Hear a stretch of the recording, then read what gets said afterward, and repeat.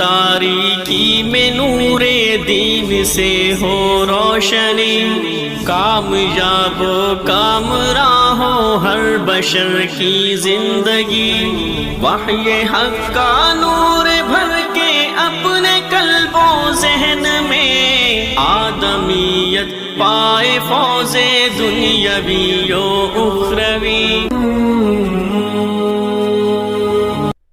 الحمد لله رب العالمين، والصلاة والسلام على أشرف الأنبياء وخاتم المرسلين، أشهد أن لا إله إلا الله وحده لا شريك له، وأشهد أن محمدًا عبده ورسوله، صلى الله عليه وعلى آله وصحبه وسلم۔ اللهم صل على محمد وعلى آل محمد كما صليت على إبراهيم وعلى آل إبراهيم إنك حميد مجيد، اللهم بارك على محمد وعلى آل محمد كما باركت على إبراهيم وعلى آل إبراهيم إنك حميد مجيد۔ رب اشرح لي صدري ويسر لي أمري واحلل عقدة من لساني يفقهوا قولي، أما بعد، فأعوذ بالله السميع العليم من الشيطان الرجيم، من همزه ونفخه ونفثه، بسم الله الرحمن الرحيم۔ ختم الله على قلوبهم وعلى سمعهم وعلى أبصارهم غشاوة ولهم عذاب عظيم۔ ومن الناس من يقول آمنا بالله وباليوم الآخر وما هم بمؤمنين، يخادعون الله والذين آمنوا وما يخدعون إلا أنفسهم وما يشعرون، في قلوبهم مرض فزادهم الله مرضا ولهم عذاب أليم بما كانوا يكذبون۔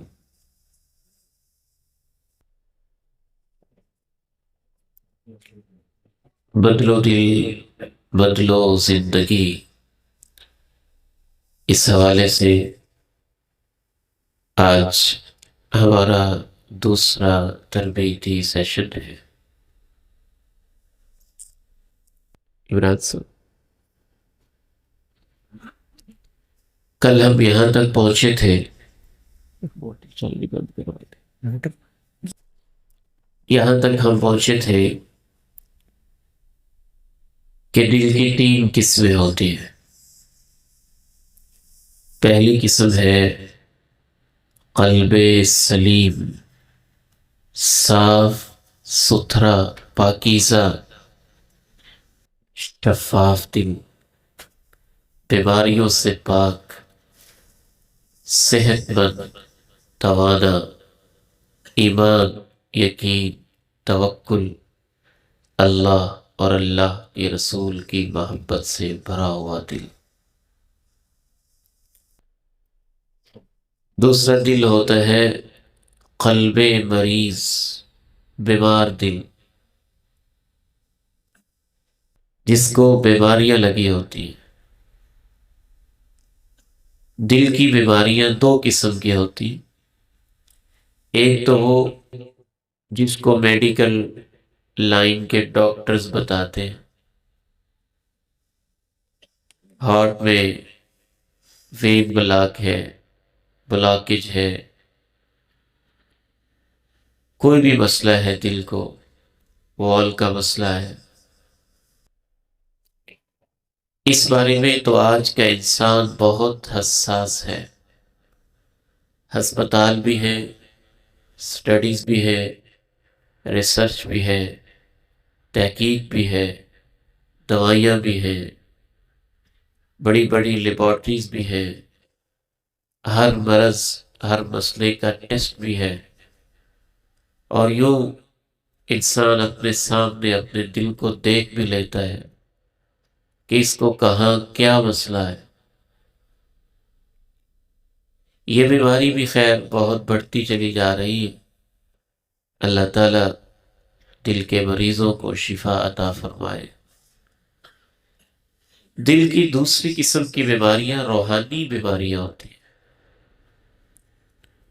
جسمانی بیماریاں انسان پہچان بھی لیتا ہے، ان کا علاج بھی ہے، ان کے ٹیسٹ بھی ہے، ان پہ ریسرچ بھی ہے، ان پہ سٹڈیز بھی ہے، ان کے ہاسپٹلز بھی ہیں، ان کے لیے ڈاکٹرز بھی ہیں، حتیٰ کہ ہارٹ اسپیشلائزیشن کے اوپر پہنچتے پہنچتے ایک ڈاکٹر اپنی زندگی کے کم و بیش 22-23 سال لگا دیتا ہے، تب جا کے وہ ہارٹ اسپیشلسٹ بنتا ہے۔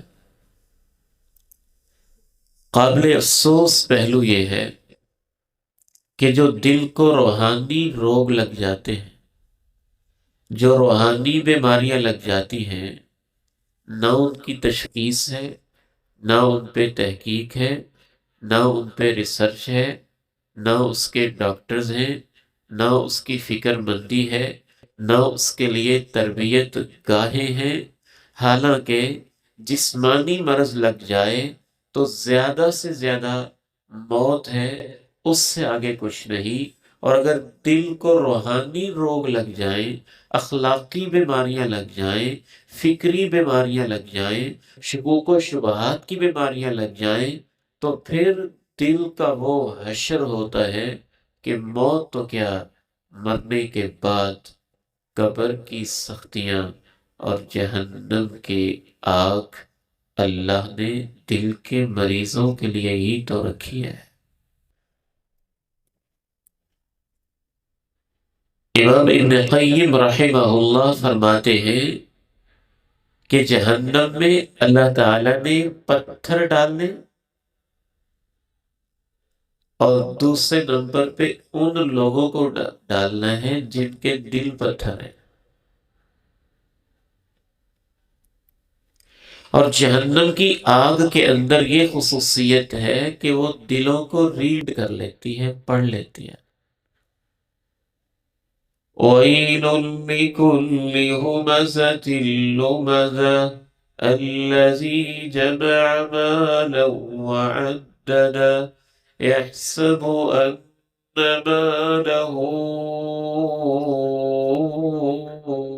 أَخْلَدَهُ كَلَّا لَيُنبَذَنَّ فِي الْحُطَمَةِ وَمَا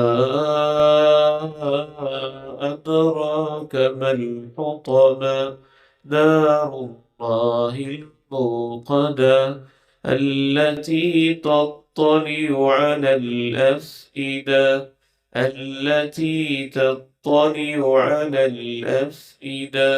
إِنَّهَا عَلَيْهِمْ مُؤْصَدَةٌ فِي عَمَدٍ مُمَدَّدَةٍ۔ بے شک وہ دلوں پہ چڑھتی ہے۔ اس کی فکر مندی زیادہ ہونی چاہیے تھی۔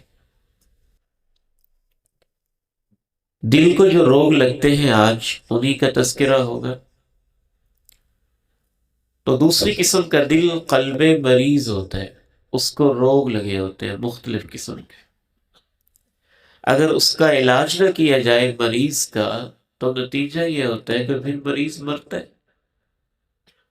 تو پھر دل مر جاتا ہے۔ دل کے مرنے سے مراد یہ نہیں کہ وہ پمپنگ نہیں کرتا، بلڈ کی سپلائی چھوڑ دیتا ہے۔ دل کے مرنے سے مراد یہ ہے کہ انسان کے اندر کا ضمیر مر جاتا ہے، احساس مر جاتا ہے، درد مر جاتا ہے، انسانیت مر جاتی ہے۔ جب اس کا دل میت ہو جاتا ہے تو دیکھنے میں انسان ہوتا ہے، لیکن اس کا دل بھیڑیے، چیتے، درندے اور شیر سے زیادہ خونخوار ہوتا ہے۔ تو دل کی 3 قسمیں ہیں، ہر ایک کی علامتیں بھی ہیں۔ پہلی قسم کا دل میں نے عرض کیا قلب سلیم ہے، اور اس کائنات میں میں نے کل بھی آپ کے سامنے عرض کیا تھا، اللہ نے جس کو بھی مقام دیا اس کے دل کو دیکھ کے دیا۔ اللہ نے اپنے بندوں کے دلوں کو دیکھا، جناب آدم سے لے کے قیامت کے آخری انسان تک، اگر سب سے پاکیزہ دل، سب سے شفاف دل، سب سے صاف دل، سب سے زیادہ نور والا دل تھا تو امام کائنات کا تھا۔ اللہ نے انسانیت میں سرداری ان کے سر پہ رکھ دی۔ ان سے پیارا دل کسی کا نہیں تھا۔ أَلَمْ نَشْرَحْ لَكَ صَدْرَكَ وَوَضَعْنَا عَنْكَ وِزْرَكَ الَّذِي أَنقَضَ ظَهْرَكَ وَرَفَعْنَا لَكَ ذِكْرَكَ فَإِنَّ مَعَ الْعُسْرِ يُسْرًا إِنَّ مع العسر يسرا فإذا فرغت فانصب وإلى ربك فارغب۔ پھر تیسری قسم کا دل ہوتا ہے قلب میت۔ یہ تینوں قسمیں آپ نے ذہن میں رکھنی ہے۔ آج انشاءاللہ ہم قلب مریض کا تذکرہ کریں گے، اور دوبارہ کل والی بات کو ذہن میں رکھیے کہ دل کو جب روگ لگتا ہے تو یکدم یہ بیمار نہیں ہوتا، روگ آہستہ آہستہ بڑھتا جاتا ہے۔ ایک داغ لگتا ہے، انسان فکر نہیں کرتا، ایک اور داغ لگ جاتا ہے، انسان فکر نہیں کرتا، ایک اور داغ لگ جاتا ہے، انسان فکر نہیں کرتا، ایک اور داغ لگتا ہے۔ داغ لگتے لگتے لگتے دل پہ دھبے پڑ جاتے ہیں، جب دھبے پڑ جاتے ہیں زنگ آلود ہو جاتا ہے، انسان پھر فکر نہیں کرتا ہے تو دل کے اندر سے نور نکلنا شروع ہو جاتا ہے، انسان پھر فکر نہیں کرتا ہے تو دل میں اندھیرے آنا شروع ہو جاتے ہیں، انسان پھر فکر نہیں کرتا ہے تو دل ٹیڑھا ہونا شروع ہو جاتا ہے، انسان پھر فکر نہیں کرتا تو دل پتھر ہونا شروع ہو جاتا ہے، انسان پھر فکر نہیں کرتا تو دل الٹا ہی ہو جاتا ہے، انسان پھر فکر نہیں کرتا تو دل کے اوپر مہر لگ جاتی ہے اور وہ بند ہو جاتا ہے۔ جب مہر لگ جاتی ہے تو پھر ان کے لیے ہدایت کے دروازے بند ہو جاتے ہیں۔ اور یہ اللہ نے اپنے قرآن کے شروع میں یہ چیزیں بیان کرتی۔ إِنَّ الَّذِينَ كَفَرُوا سَوَاءٌ عَلَيْهِمْ أَأَنذَرْتَهُمْ أَمْ لَمْ تُنذِرْهُمْ لَا يُؤْمِنُونَ ختم الله على قلوبهم وعلى سمعهم وعلى أبصارهم غشاوة وَلَهُمْ عَذَابٌ عَظِيمٌ۔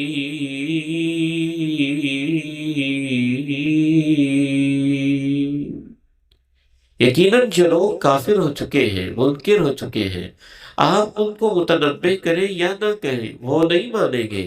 ان کے دلوں پہ مہر لگ چکی ہے، ان کے کانوں پر بھی، ان کی آنکھوں پہ پردے پڑے ہوئے ہیں اور ان کے لیے بڑا عذاب ہے۔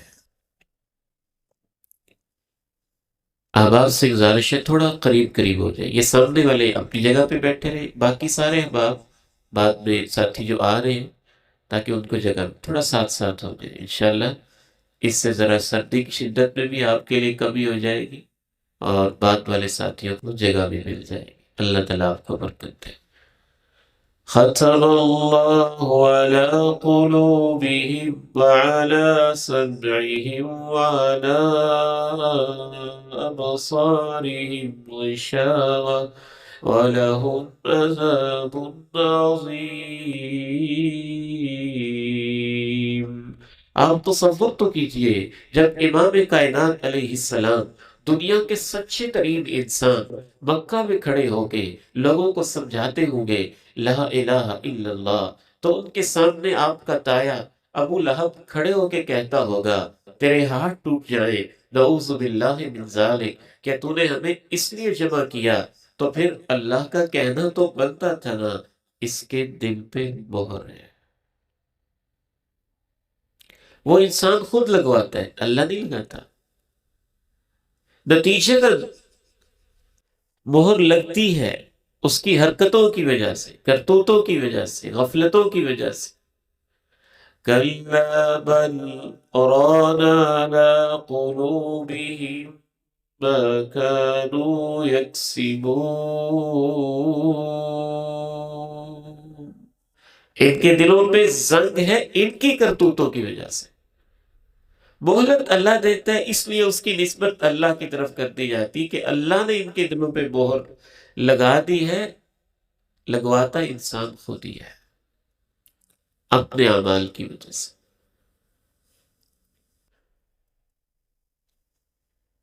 دل کے جو امراض ہیں ان میں سب سے بڑا مرض تو شرک ہے۔ انسان جب اللہ کی زمین پہ رہتے ہوئے غیر اللہ کے ساتھ لو لگاتا ہے، اسی سے مانگتا ہے، اسی کے ہر وقت نام الاپتا ہے، اور وہ اللہ کی آیات پہ، اللہ کی نشانیوں پہ، اللہ کی قدرت پہ، اللہ کی طاقت پہ، اللہ کی عظمت پہ، اللہ کے جلال پہ، اللہ کی کبریائی پہ، اللہ کی عنایات پہ، اللہ کی مہربانیوں پہ، اللہ کے فضل پہ، اللہ کے کرم پہ کوئی توجہ نہیں دیتا ہے، تو اس سے بڑا دل کا روگ کوئی نہیں ہوتا۔ دوسرا روگ کفر کا ہوتا ہے کہ وہ اللہ تعالیٰ کو سرے سے ماننے کے لیے، اللہ کے انبیاء کو ماننے کے لیے تیار ہی نہ ہو۔ تیسرا روگ جس کے اوپر ہم نے تفصیلی آج گفتگو کرنی ہے وہ منافقت کا ہوتا ہے۔ یہ دل کی بیماری ہے۔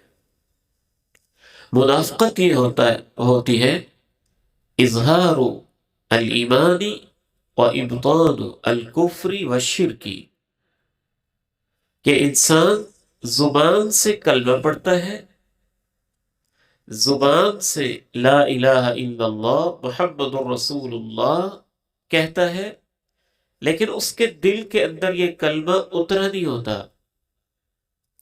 اگر تو وہ دل سے مانا ہی نہیں تو وہ تو پکا منافق ہو گیا، اعتقادی منافق اس کو کہتے ہیں، یعنی عقیدتاً وہ اسلام لایا ہی نہیں۔ امید ہے کہ انشاءاللہ ہمارے اندر تو ایسا کوئی بھی نہیں ہے، انشاءاللہ مسلمانوں کے بارے میں اچھا گمان رکھنا چاہیے۔ لیکن دوسرا قسم کا وہ منافق ہوتا ہے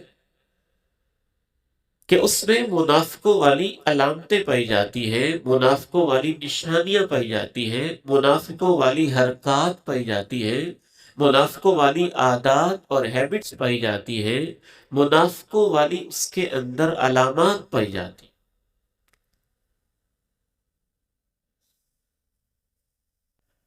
اس کو عملی منافق کہتے ہیں۔ باتیں انسان بہت اچھی کرتا ہے، عمل کچھ اور کرتا ہے، تو اس کا عمل اور ہوتا ہے، باتیں اور ہوتی ہیں، اس کو عملی منافق کہتے ہیں۔ اور منافقت کا روگ وہ روگ ہے جس سے سب سے زیادہ اس وقت امت کو خطرہ ہے۔ لگتا یوں ہے کہ اس امت کے اندر اعتقادی منافق بھی پائے جاتے ہیں، عملی منافق بھی پائے جاتے ہیں۔ اعتقادی منافق کی نشانی میں آپ کو بتا دیتا ہوں، پھر آپ اپنے معاشرے کے اندر ڈھونڈ لیجئے گا، آپ کو بڑی بڑی جگہوں پہ نظر آئیں گے، بڑی بڑی کرسیوں پہ براجمان نظر آئیں گے۔ اعتقادی منافق کی ایک نشانی تو یہ ہوتی ہے کہ وہ شریعت اسلامیہ کو، اللہ کے قرآن کو، اللہ کے نبی کی باتوں کو، کلمہ تو پڑھتا ہے، اپنے آپ کو مسلمان تو کہتا ہے، ماشاء اللہ سبحان اللہ بھی کہہ لیتا ہے، لیکن وہ یہ سمجھتا ہے کہ آج دین قابل عمل نہیں ہے، نعوذ باللہ یہ ایکسپائر ہو چکا ہے۔ اگر اس کے سامنے اللہ کا کلام رکھا جائے، قرآن رکھا جائے، قرآن کا قانون رکھا جائے، اللہ کے پیغمبر کی باتیں رکھی جائیں، تو کہتا ہے کہ مولوی 1400 سال پرانی باتیں کرتے ہیں، آج عمل ممکن نہیں ہے۔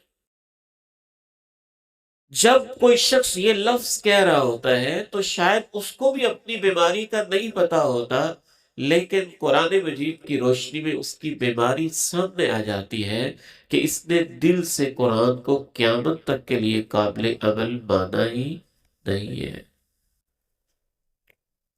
یہ قرآن اس اللہ کا نازل کرتا ہے جو دلوں کے رازوں کو بھی جانتا ہے اور قیامت تک کے حالات کو بھی جانتا ہے۔ اعتقادی منافق کی ایک علامت یہ بھی ہوتی ہے کہ جو اعتقادی منافق ہوتا ہے وہ اپنی مرضی کی شریعت کو مان لیتا ہے، جو اس کی مرضی کے خلاف ہوتی ہے اس کو نہیں مانتا۔ اس کا یہ عقیدہ ہوتا ہے کہ مسجد کی حد تک تو اس دین کو مان لیں، نماز پڑھنی ہے، زکوٰۃ دینی ہے، حج کرنا ہے، کلمہ پڑھنا ہے، ذکر اذکار کرنا ہے، جنازہ پڑھنا ہے، اس حد تک تو مان لیں۔ لیکن اکنامک سسٹم کیسے ہونا چاہیے، پولیٹیکل سسٹم کیسے ہونا چاہیے، سوشل سسٹم کیسے ہونا چاہیے، یہ تو دین فیصلہ نہیں کرے گا نا، یہ تو ہم اپنی مرضی کے مطابق کریں گے۔ سورہ نور میں اعتقادی منافق کی اللہ نے یہ نشانی بھی بتائی ہے کہ جہاں اپنے فائدے کی حدیث ہوتی ہے وہ کہتا ہے وہ حدیث ہے نا، اس کے مطابق کام چلے گا، اور جہاں وہ حدیث یا قرآن کی آیت اس کے فرقے کے یا اس کے اپنے نظریے کے یا اس کے سیاسی مفادات کے خلاف جاتی ہے تو پھر وہ کہتا ہے نہیں، یہ پرانی باتیں آج نہیں چلے گی۔ اس وقت بھی آپ کو بڑے لوگ ایسے نظر آئیں گے جو شریعت کی تعلیمات کے اوپر باقاعدہ اعتراض بھی کرتے ہیں۔ یہ اعتقادی منافق ہوتا ہے جو شریعت کی تعلیمات کا مذاق بھی اڑاتے ہیں، یہ اعتقادی منافق ہوتا ہے۔ یہ خطرہ ہے کہ اس کے اندر ابھی اسلام آیا ہی نہیں ہے اور اس نے صرف اوپر اوپر سے کلمہ پڑھا ہے۔ پھر عملی منافق کی علامتیں ہیں۔ جو عملی طور پہ جس کے دل کے اندر منافقت کا روگ ہوتا ہے اس کی 4 بڑی بڑی علامتیں ہوتی ہیں، اور میں بڑی معذرت کے ساتھ کہوں گا، یہ شاید مجھے یہاں معذرت کی ضرورت ہی نہیں ہے کیونکہ اللہ کا دین ہے اور جیسے سمجھ آئی میں آپ تک پہنچا رہا ہوں۔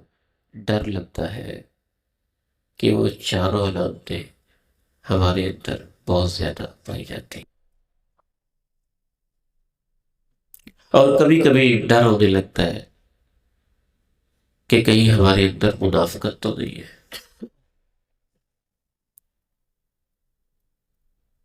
اور یاد رکھیے منافق کا مسئلہ یہ بھی ہوتا ہے کہ وہ اپنے آپ کو منافق سمجھتا ہی نہیں۔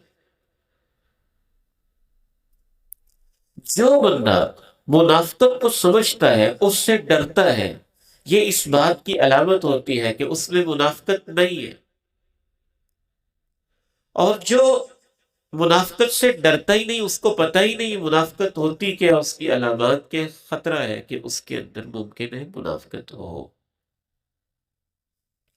ابن ابی ملیکہ رحمہ اللہ کہتے ہیں ادرکت 30 من اصحاب النبی صلی اللہ علیہ وسلم كلهم يخاف النفاق على نفسه۔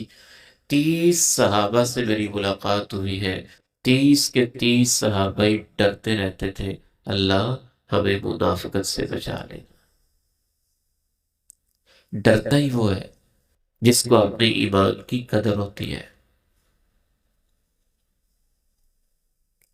اور یہ 4 علامتیں میں نہیں بتا رہا، وہ ہستی بتا رہی ہے جس کے لب اللہ کے اشاروں کے بغیر ہلتے ہی نہیں۔ وَمَا يَنطِقُ عَنِ الْهَوَىٰ إِنْ هُوَ إِلَّا وَحْيٌ يُوحَىٰ عَلَّمَهُ شَدِيدُ الْقُوَىٰ ذُو مِرَّةٍ فَاسْتَوَىٰ۔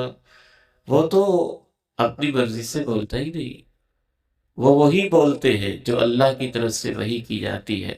الصادق المصدوق فداہ ابی و امی، میرے ماں باپ ان پہ قربان جائیں۔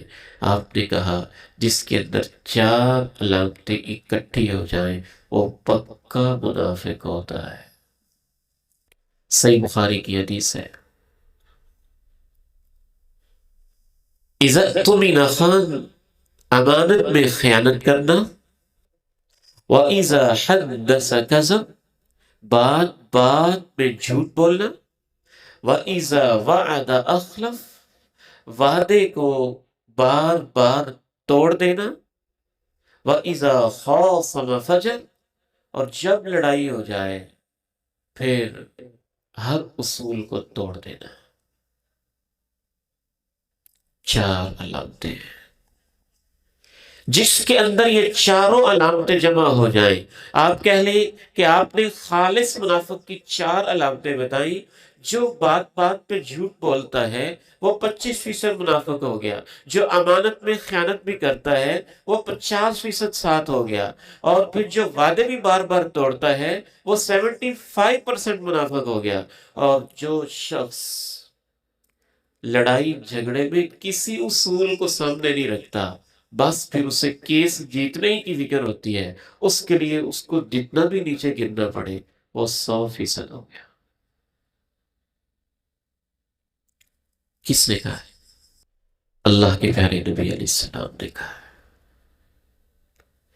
اس وقت میں بڑے درد دل سے کہنا چاہتا ہوں، سچ پوچھئے،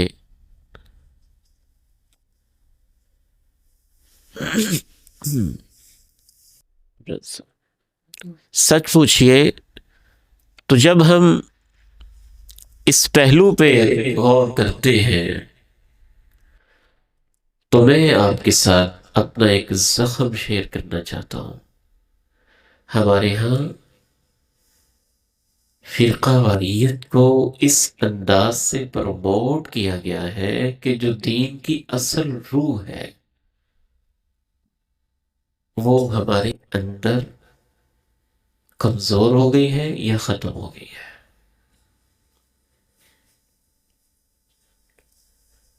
اپنی اپنی مسجد میں ہم ہر فرقہ یہ سمجھ رہا ہے کہ وہ پکا جنتی ہے، اور اللہ تعالیٰ نے جنتی ہونے کا فیصلہ فرقوں کی بنیاد پہ نہیں کرنا۔ قیامت والے دن اللہ تعالیٰ نے ایسے نہیں حساب لینا کہ آؤ اہل حدیثو تم سارے جنتی ہو، آؤ سنیو تم سارے جنتی ہو، آؤ دیوبندیو تم سارے جنتی ہو۔ کسی ایک لفظ سے آپ یہ ثابت نہیں کر سکتے کہ قیامت والے دن حساب فرقوں کے حساب سے ہونا ہے، نہیں۔ قیامت والے دن حساب ہر بندے نے اپنے کردار کا اکیلے خود دینا ہے۔ اس کی زندگی کا حساب ہونا ہے۔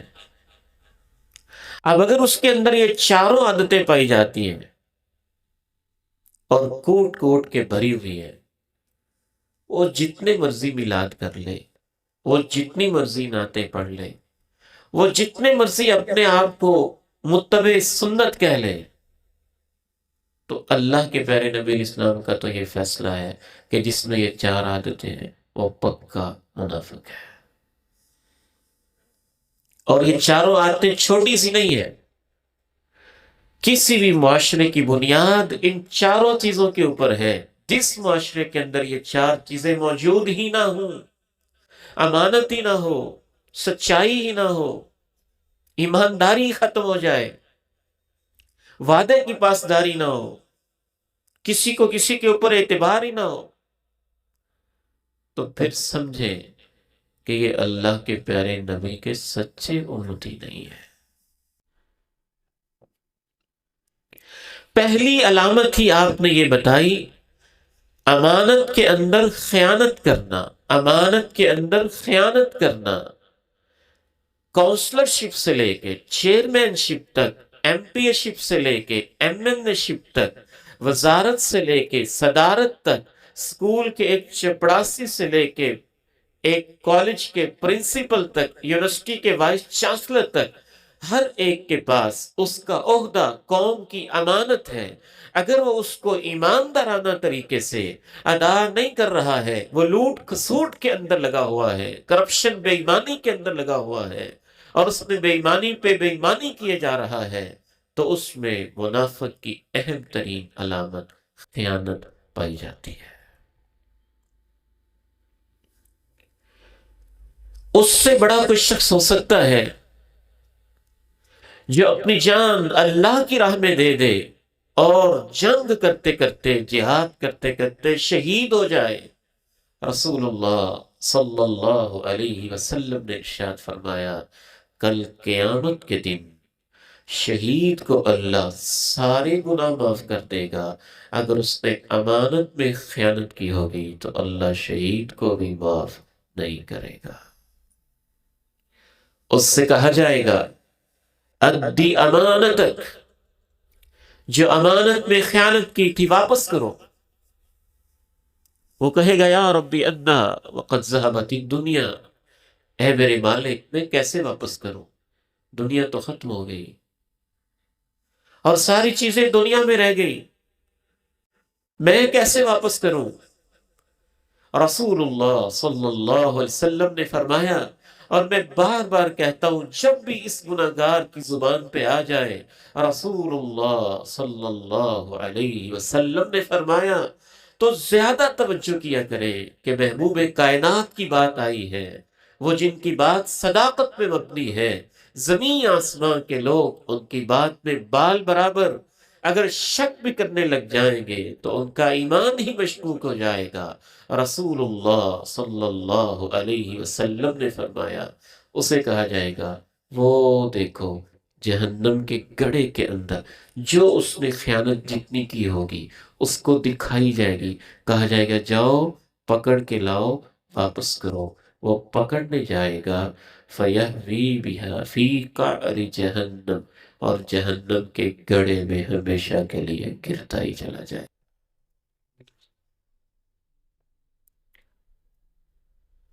فِي قُلُوبِهِم مَّرَضٌ فَزَادَهُمُ اللَّهُ مَرَضًا وَلَهُمْ عَذَابٌ أَلِيمٌ بِمَا كَانُوا يَكْذِبُونَ۔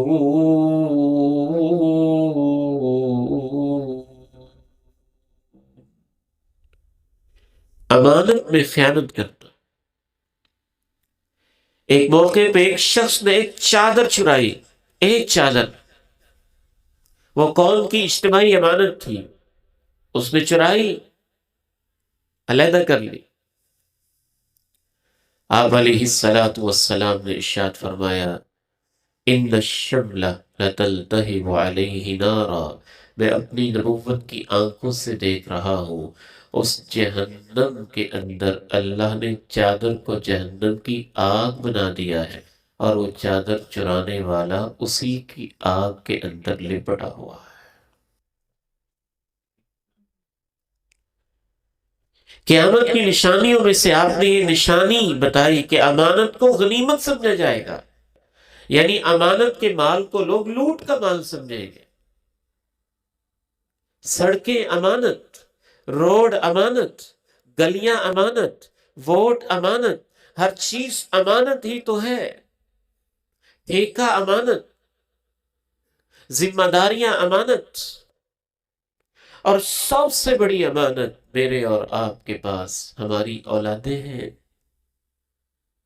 جو ان کی تربیت کی فکر نہیں کرتا وہ سب سے زیادہ اس قیمتی ترین امانت میں خیانت کر رہا ہے۔ جو اپنے بچوں اور بچیوں کو داخل کرواتے ہوئے صرف یہ دیکھتا ہے ہائیسٹ مارکس کہاں آئیں گے، یہ نہیں دیکھتا وہاں تربیت کا کیا بنے گا، اخلاق کا کیا بنے گا، حیا کا کیا بنے گا، پردے کا کیا بنے گا، تربیت کا کیا بنے گا، دین و ایمان کا کیا بنے گا۔ فی قلوبہم مرض فزادہم اللہ مرضا وَلَهُمْ عَذَابٌ أَلِيمٌ بِمَا كَانُوا يَكْذِبُونَ۔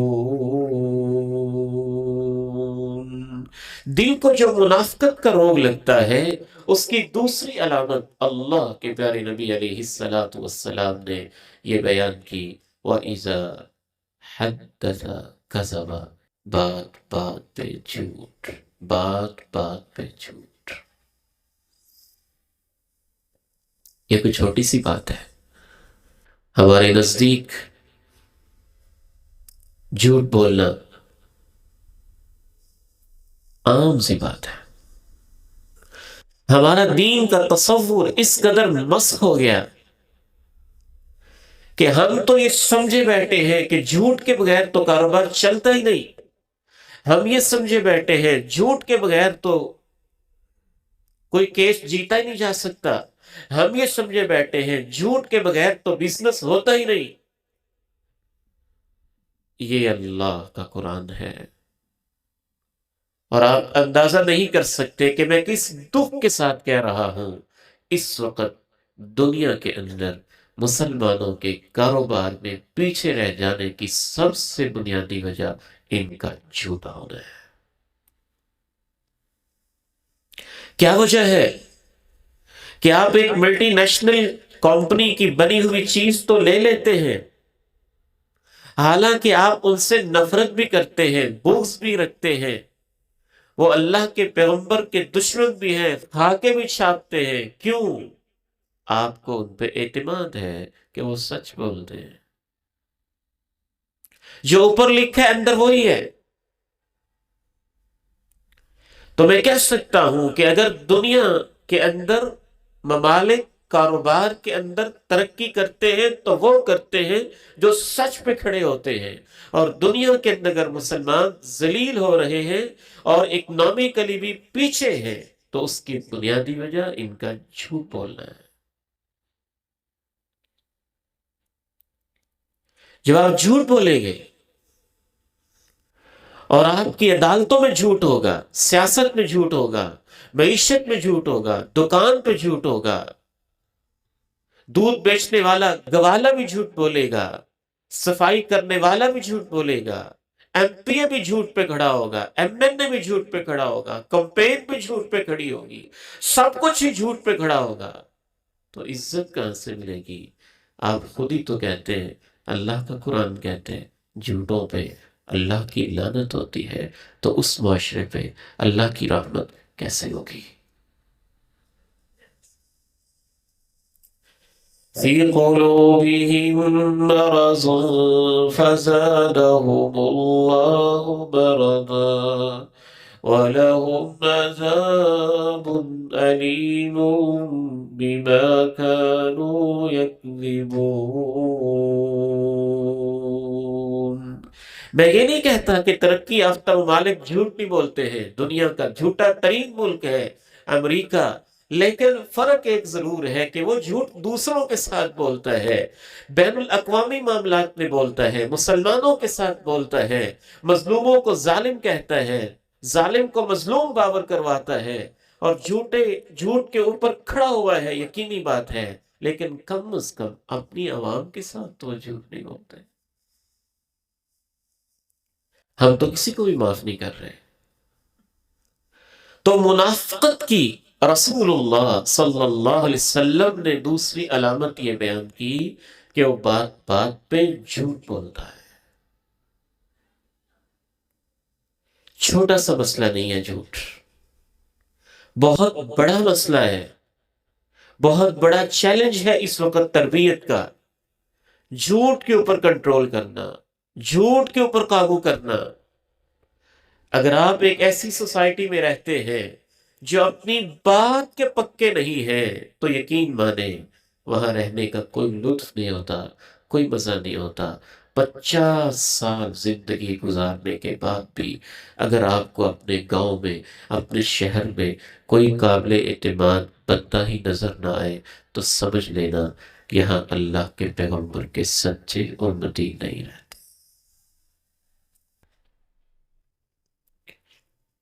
یہ کوئی اور لوگ ہیں، ان کی تربیت کسی اور تناظر میں ہوئی ہے، ان کا دل کچھ اور ہی ہے۔ ہم تو بعض جھوٹ نیکی سمجھ کے بولتے ہیں، نیکی سمجھ کے کمال کے جھوٹ بولتے ہیں۔ ابھی تو سعودی عرب نے محرم کی شرط ختم کر دی۔ جب سعودی عرب نے حج کے لیے محرم کی شرط رکھی ہوئی تھی تو حج کے اوپر لے جانے والے ٹریول ایجنٹ آرام سے جھوٹ بول دیتے تھے، کسی اجنبی بندے کو اس کا بھائی بنا دیا، کسی کو بیٹا بنا دیا، کسی کو چچو بنا دیا، انکل بنا دیا۔ میڈیکل سرٹیفکیٹ جھوٹے، مقدمے جھوٹے، قسمیں جھوٹی، دکان میں جھوٹ، کاروبار میں جھوٹ، ٹیگ جھوٹے، مورے جھوٹی، کون کون سی جھوٹ کی قسم ہے جو ہمارے معاشرے میں پائی نہیں جاتی ہے. اور بدترین قسم جھوٹ کی بدگمانی ہے. جیسے جھوٹ بولنا جھوٹ ہے، جھوٹی سوچ دوسروں کے بارے میں سوچنا یہ بھی جھوٹ ہے. بدترین جھوٹ کی قسم بہتان تراشی. میں آپ کو اللہ ذوالجلال کی عزت اور جلال کا واسطہ دیتا ہوں، خصوصاً یہ الیکشن کی کمپین کا دور ہے. اگر آپ واقعی اللہ کے نبی کے سچے امتی ہیں، سیاسی لحاظ سے آپ کا جتنا بھی بڑا کوئی مخالف ہے اس کی عزت تو نہ اچھالیں، اس کے گھر پہ تو حملے نہ کریں، اس کی ذات پہ حملے نہ کریں. آپ ان کی پالیسی سے اختلاف کریں، حکمت عملی سے اختلاف کریں، طرز سیاست سے اختلاف کریں، دلائل کے ساتھ اختلاف کریں، یہ آپ کا رائٹ ہے، آپ کا حق ہے. لیکن دوسرے کی ذات پہ کیچڑ اچھالنا معمولی مخالفت کے اوپر، کم از کم ہمارے دین میں تو اس کی کوئی گنجائش نہیں ہے. ہماری تربیت اور ماحول میں ہوئی ہے، ہم ان چیزوں کو معمولی سمجھتے ہیں. اور اللہ کا قرآن سورہ نور میں یہاں تک کہتا ہے جو لوگ پاک دامن عورتوں پہ تہمت لگاتے ہیں دنیا اور آخرت میں ان پہ اللہ کی لعنتیں ہوتی ہیں. قیامت کے دن ان کے ہاتھ بولیں گے. اور تو اور میں بہت دور کی بات نہیں کرنا چاہتا، آپ اپنے محلوں میں دیکھیں چھوٹی چھوٹی لڑائیوں کے اوپر اتنے بڑے بڑے جھوٹ. آپ نے دوسری کی بیٹی کی غلط تصویر لگا دی، اس کی بہو کی تصویر لگا دی، اس کی ماں تک کو معاف نہ کیا، اس کی بیوی تک آپ پہنچ گئے، عزت تک پہنچ گئے، گھر تک پہنچ گئے. ایسی گھٹیا سوچ والے کیا اس عظیم نبی کے سچے امتی ہو سکتے ہیں جو کافروں کی عزتوں کا بھی خیال رکھنے والا تھا؟ فی قلوبہم مرض فزادہم اللہ مرضا ولہم عذاب علیم بما كانوا یکذبون. ان کے دلوں میں بیماری ہے، منافقت کی بیماری. تیسری علامت آپ نے بتائی وَإِذَا وَعَدَ أَخْلَفَ، وعدہ کرنا توڑ دینا، وعدہ کرنا توڑ دینا، وعدہ کرنا توڑ دینا، مسئلہ ہی کوئی نہیں اس کے لیے. وعدہ ہوتا ہے.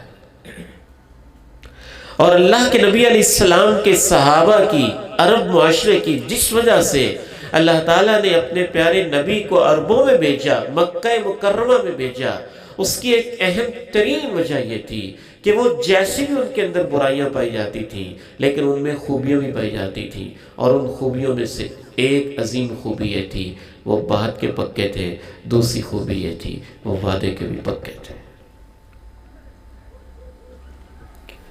اسلام لانے سے پہلے بھی اس کو بڑی عظمت سمجھا جاتا تھا. عربی لٹریچر کا میں طالب علم رہا ہوں. میں نے الحمدللہ 5 سال تک صرف قرآن سمجھنے کے لیے صرف عربی زبان کو سیکھا ہے.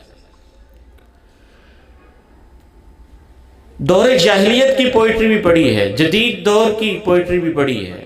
تو دور جاہلیت کے شعراء میں سے ایک نامی گرامی شاعر تھا امرؤ القیس، جس کے قصیدے خانہ کعبہ کے ساتھ لٹکائے گئے تھے. اور ایک اور شاعر تھا سمول. تو جو سمول تھا یہ بات کا بڑا پکا تھا. میں تو حیران ہوتا ہوں کہ ہم کہاں سے کہاں پہنچ گئے. ہم تو بڑے سچے اور بات کے پکے لوگ ہوتے تھے. ہمارے سلف صالحین، ہمارے بزرگوں کی یہ روایات ہوتی تھی. ہاں، یہ ہمارے کلچر کا حصہ ہوتا تھا. دین کے علاوہ بھی یہ ہماری روایات کے اندر چیز شامل تھی.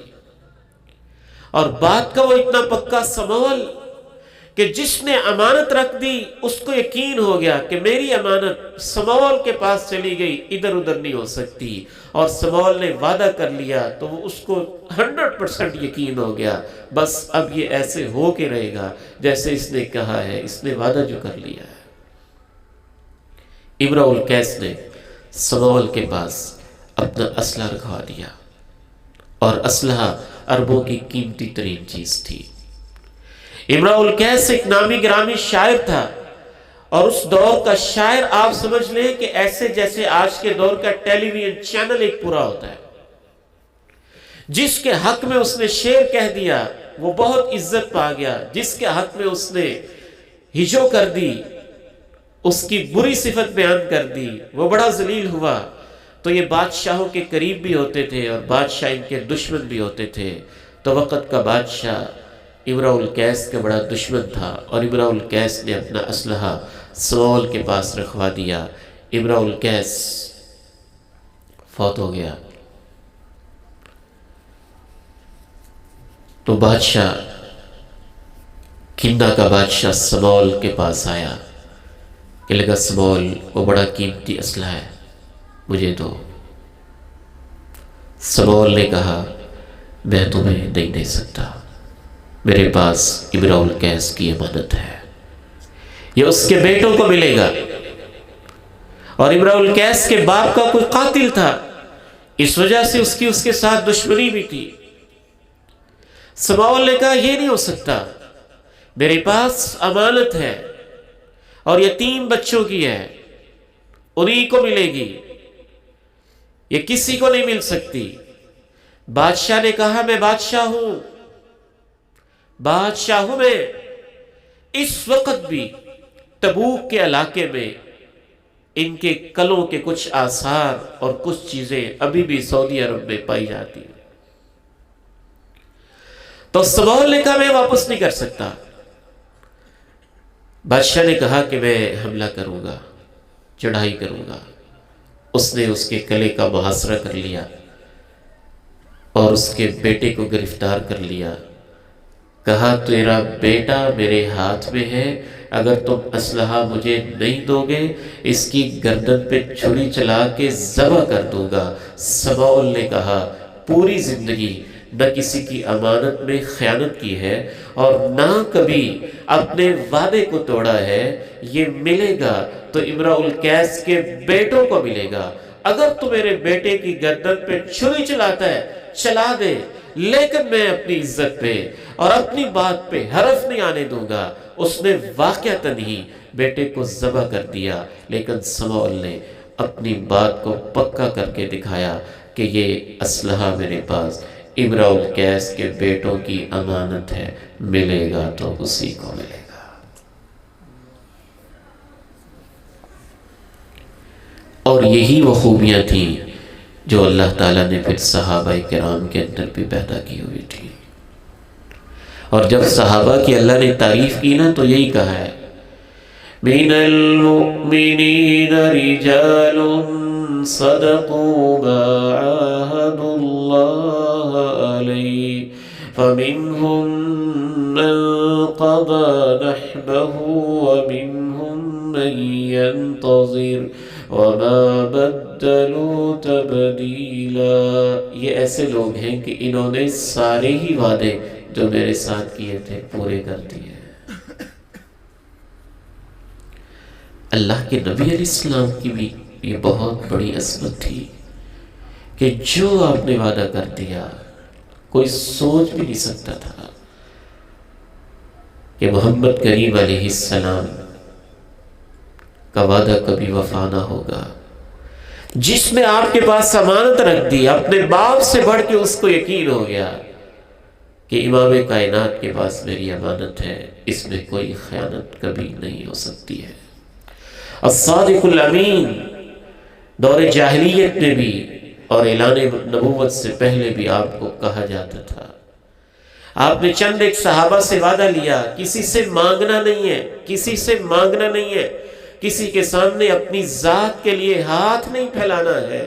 صحابہ نے وعدہ کر لیا جی ٹھیک ہے، کسی سے نہیں مانگیں گے، ایسا پورا کیا کہ وہ صحابہ جنہوں نے آپ سے یہ وعدہ کیا گھوڑے کے اوپر بیٹھے ہوتے، سفر جاری ہوتا، تیز گھوڑا دوڑ رہا ہوتا، گھوڑا نیچے گر جاتا، ظاہر ہے اب گھوڑے سے نیچے اترنا، پھر اس کو روکنا، پھر گھوڑے کو پکڑنا کتنا مشکل کام ہے، لیکن وہ کہتے ہیں کہ پوری زندگی ہم کسی کو یہ بھی نہیں کہتے تھے کہ مجھے یہ چیز ہی پکڑا دو کہ کہیں اللہ کے پیغمبر نے جو وعدہ لیا تھا کسی سے مانگنا نہیں، یہ بھی مانگنے میں نہ آ جائے۔ وعدے کے پکے ہو گیا تو بس ہو گیا۔ ابا جی رحمہ اللہ نے حضرت مولانا عبدالقادر روپڑی رحمہ اللہ سے وعدہ لیا کہ جلسے پہ آنا ہے، اور اس دور میں پہیا جام ہڑتال ہوتی تھی، پہیا جام ہڑتال۔ تو حضرت مولانا عبدالقادر روپڑی رحمہ اللہ، حاجی غلام اللہ صاحب ماشاءاللہ تشریف رکھتے ہیں، اللہ ان کو برکت والی زندگی دے۔ شاید ان کو یہ واقعہ یاد ہوگا کہ ٹرک کے پیچھے لٹک کے لاہور سے راجوال پہنچے کہ وعدہ کیا ہے اس کو تو پورا کرنا ہی کرنا ہے۔ تو وعدے کو توڑ دینا، اس کو معمولی سمجھنا، یہ منافق کی علامت ہوتی ہے۔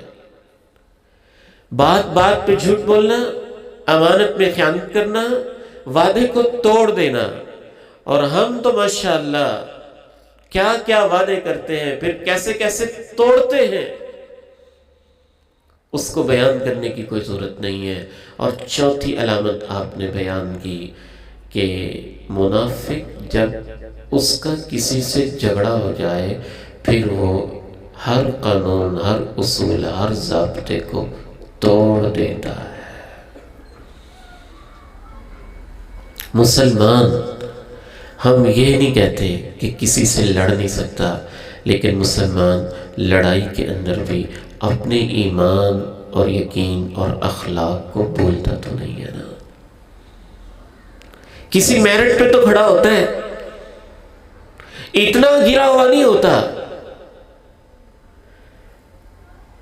کہ ایک معمولی کیس کی خاطر اپنے ایمان کو، یقین کو، اخلاق کو، عزت کو، بات کو، سب ہر ایک چیز کو بس داؤ پہ لگا دے۔ بس ایک مرلے کا کیس جیتنا ہے، جو مرضی ہو جائے، یہ چند فٹ زمین میرے پاس آنی چاہیے، جو مرضی ہو جائے، اس کے اوپر FIR درج ہو جانی چاہیے، جو مرضی ہو جائے۔ اگر کوئی اتنا گرا ہوا بندہ ہے تو سمجھ لیں کہ وہ اللہ کے پیغمبر کا سچا امتی نہیں ہے، اس کے دل میں کوئی روگ پایا جاتا ہے۔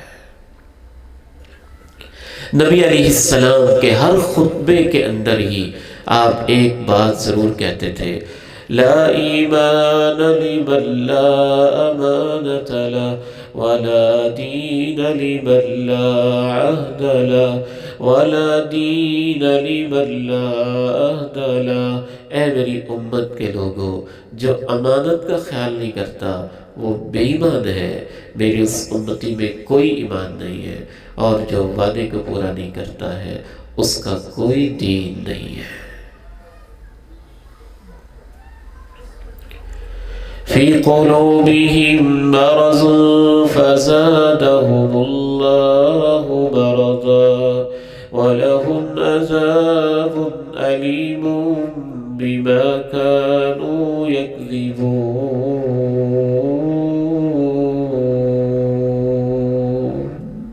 جب یہ چار عادتیں بندے کے اندر آ جاتی ہیں، بات بات پہ جھوٹ بولنا، امانت میں خیانت کرنا، وعدے کو توڑ دینا، لڑائی جھگڑا ہو جائے تو ہر ایک اصول کو ہی ختم کر دینا، اور بس پھر دوسرے سے جیتنے کی صرف اسی فکر میں رہنا، اخلاقیات کو، ہر ویلیو کو، ہر قدر کو، ہر میرٹ کو فراموش کر دینا، تو پھر اس سے دل سخت ہوتا ہے۔ جب دل سخت ہوتا جاتا ہے تو پھر اللہ کی لعنت برستی جاتی ہے۔ فَبِمَا نَقْضِهِمْ مِيثَاقَهُمْ لَعَنَّاهُمْ وَجَعَلْنَا قُلُوبَهُمْ قَاسِيَةً۔ چونکہ وہ وعدوں کو توڑ دیتے تھے، ہم نے ان کے اوپر لعنتیں بھیجی اور ان کے دلوں کو پتھر کر دیا۔ دل کے روگ شرک دل کا روگ ہے، کفر دل کا روگ ہے، منافقت دل کا روگ ہے، دل کا ایک چوتھا روگ خطرناک ترین، شاید ہی اس سے کوئی بچا ہو، وہ تکبر ہے، اپنے آپ کو بڑا سمجھنا۔ مال کی وجہ سے، خاندان کی وجہ سے، برادری کی وجہ سے، علم کی وجہ سے، نیکی کی وجہ سے، کسی بھی وجہ سے اپنے آپ کو بڑا سمجھنا، دوسروں سے سپیریئر، دوسروں سے برتر، دوسروں سے اعلیٰ سمجھنا، یہ روگ جس دل کو لگ جاتا ہے، اللہ کے پیارے نبی علیہ السلام کا فیصلہ ہے، جس کے دل میں ذرہ برابر بھی تکبر آ جاتا ہے، اللہ اسے جنت میں داخل نہیں ہونے دیتا ہے۔ اور اکثر لڑائیوں کے پیچھے مسئلہ تکبر کا ہوتا ہے، جس کو آپ ایگو کہتے ہیں، انا کہتے ہیں، کہ انسان بس اپنے آپ کو بڑا ثابت کرنا چاہ رہا ہوتا ہے، اور اس وجہ سے ہر معاملہ طول پکڑتا جاتا ہے، طول پکڑتا جاتا ہے۔ آدم کے اس بیٹے کو تکبر زیب نہیں دیتا، جس کو اللہ نے پانی کی بوند سے پیدا کیا ہے، اور جس کی لاش نے مٹی کے اندر گل سڑ جانا ہے، اور جو روزانہ کئی دفعہ اپنی گندگی کو اپنے ہاتھوں سے صاف کرتا ہے، اسے تکبر زیب نہیں دیتا ہے۔ قل اللہم مالک الملک تؤتی الملک من تشاء وتنزع الملك ممن تشاء وتعز من تشاء وتذل من تشاء بيدك الخير إنك على كل شيء قدير۔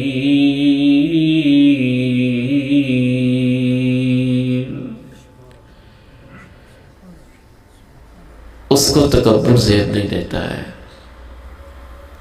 جس کی تو زندگی کے ختم ہونے کا کوئی پتہ ہی نہیں چلتا ہے، اس کو تکبر زیب نہیں دیتا ہے، جس کی چند دن کی جوانیوں کے بعد اس کے اوپر ایسا بڑھاپا طاری ہونے والا ہے کہ وہ ایک گلاس بھی اپنے ہاتھوں میں خود پکڑ نہیں سکے گا، اس کو تکبر زیب نہیں دیتا ہے، جو اپنے آپ کو اللہ کا بندہ کہتا ہے۔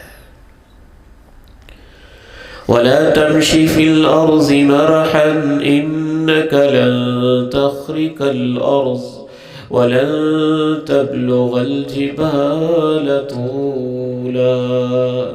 اللہ نے جہاں روکا ہے نہ کہا اکڑ کے زمین پہ نہ چلنا، تمہارے اکڑ کے چلنے سے نہ تو زمین پھٹے گی، تمہارے اکڑ کے چلنے سے نہ کیٹو کی چوٹیاں اور پہاڑوں کی بلندیاں تم سر کر لو گے۔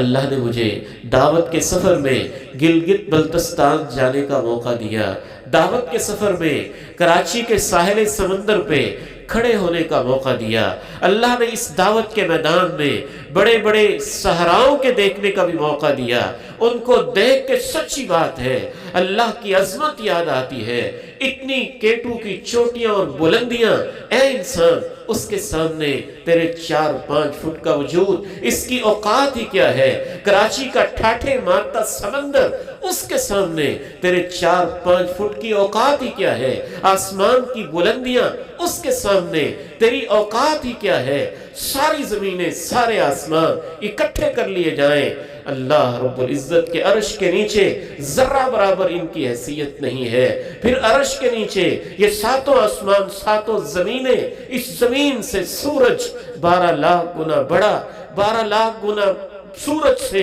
زمین چھوٹی، پھر اس زمین کے اندر بر اعظم، ان بر اعظموں کے اندر ایک بر اعظم ایشیا، پھر اس میں ممالک، ان ممالک میں سے ایک ملک پاکستان، اور پاکستان کے صوبے اور اضلاع، ان میں سے ضلع اوکاڑا، اور ضلع اوکاڑا کا ایک یہ گاؤں چک وریام بٹیا اور راجوال، اور اس کے اندر چھوٹا سا عبید الرحمن۔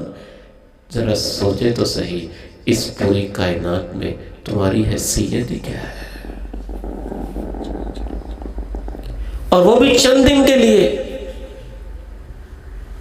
چند دن کے لیے، اور اس کے بعد راجوال اور نئی بادی کے درمیان کا قبرستان اور اس کی گمنامی، یہ بندہ تکبر کرے تو اسے شرم آنی چاہیے۔ میں نے کتابوں میں پڑھا، اس سے انسان کو بڑی عبرت ملتی ہے۔ بیٹھے ہوئے تھے میاں بیوی، آنے والا آیا، دروازے پہ اس نے دستک دی، اور وہ عورت بھاگی بھاگی نیچے گئی۔ اس نے دیکھا تو چیخ اٹھی، چلا اٹھی۔ خاوند نیچے آیا، اس نے پوچھا فقیر آتے رہتے ہیں، یہ کوئی انوکھا فقیر ہے، اس کو دیکھ کے تم چلا اٹھی ہو، رو اٹھی ہو، معاملہ کیا ہے؟ کہنے لگی معاملہ یہ ہے کہ 20-25 سال پہلے میں اس کی بیوی ہوتی تھی۔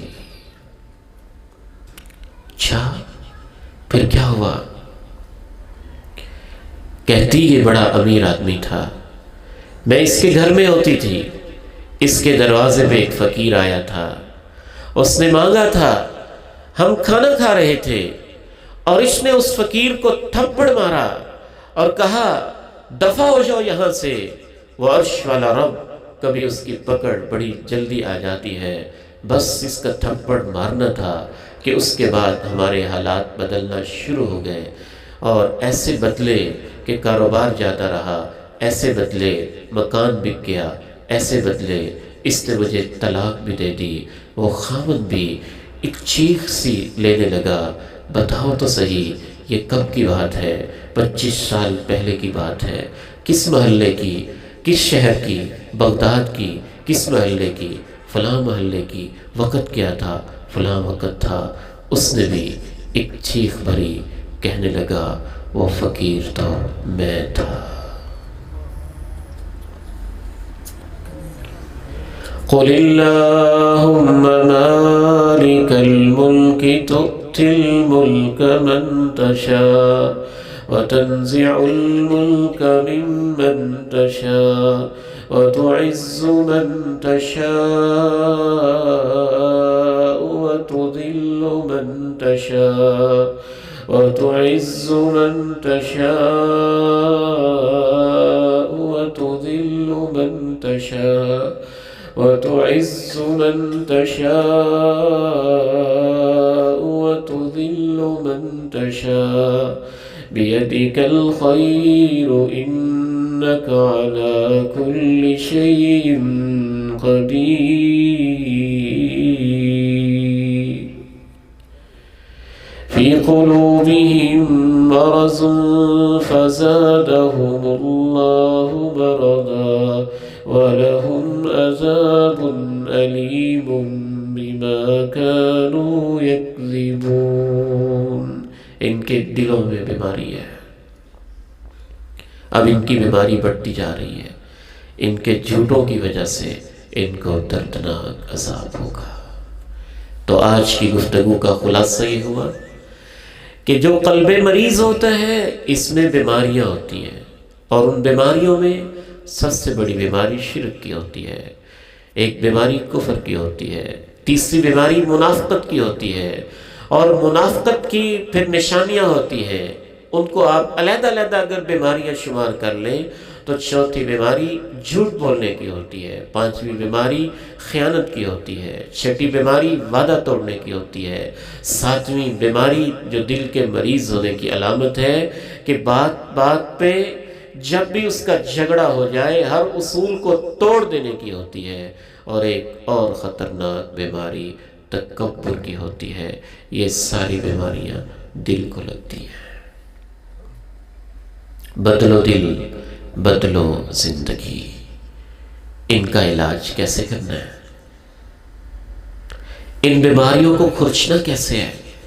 صاف کیسے کرنا ہے؟ اللہ کے قرآن سے بڑھ کے تو کوئی ان کا علاج نہیں بتا سکتا، اور امام کائنات علیہ السلام تو ہے ہی طبیب القلوب، دلوں کے معالج، ان کی باتوں سے علاج ہوگا، اور انشاءاللہ اس پہ کل گفتگو ہوگی کہ ان کا علاج کیا ہے اور قلب سلیم کیسے ملتا ہے، دل کی صفائی کیسے ہوتی ہے۔ رب کریم سے دعا ہے کہ مجھے اور آپ کو اپنے دل کی فکر نصیب فرما دے، ہمارے دلوں کی اصلاح فرما دے، ہمارے دلوں میں محبت پیدا فرما دے، ہمارے دلوں میں ایمان پیدا فرما دے، یقین پیدا فرما دے، اخلاص پیدا فرما دے، تواضع اور عاجزی پیدا فرما دے، تکبر سے، حسد سے، منافقت سے، کفر اور شرک سے رب کریم مجھے اور آپ کو محفوظ فرما دے۔ وآخر دعوانا ان الحمد للہ رب العالمین۔